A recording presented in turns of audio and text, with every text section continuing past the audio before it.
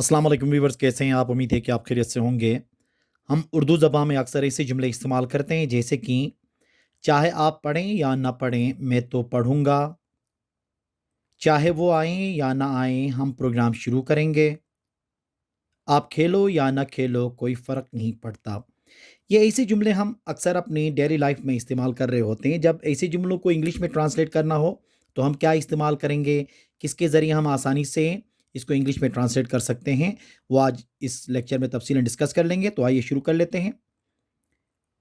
देखें, चाहे आप पढ़ें या ना पढ़ें ऐसे वाले जुमलों के लिए हम इंग्लिश में वेदर एंड और का इस्तेमाल करते हैं। मतलब वेदर और का हम इस्तेमाल करते हैं ऐसे जुमलों के लिए।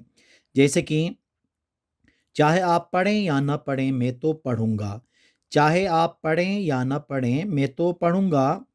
वेदर यू रीड और not I will read, whether you read और नॉट आई विल रीड। चाहे वो आए या ना आए हम प्रोग्राम शुरू करेंगे, चाहे वो आए या ना आए हम प्रोग्राम शुरू करेंगे।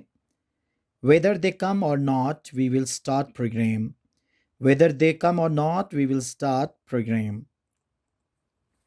चाहे वो बोले या ना बोले मैं तो बोलूँगा, चाहे वो बोले या ना बोले मैं तो बोलूँगा। वेदर ही स्पीक्स और not I will speak, weather he speaks और नॉट आई विल स्पीक। चाहे आप खाएं या ना खाएं वो तो खाएगा, चाहे आप खाएं या ना खाएं वो तो खाएगा। वेदर यू ईट और not he will eat, whether you eat और नॉट ही विल ईट। आप खेलो या ना खेलो कोई फ़र्क नहीं पड़ता, आप खेलो या ना खेलो कोई फ़र्क नहीं पड़ता। वेदर यू प्ले और not it doesn't matter, whether you play और नॉट इट डजेंट मैटर। तो इसका ट्रांसलेशन कुछ इस तरह से ही होगा।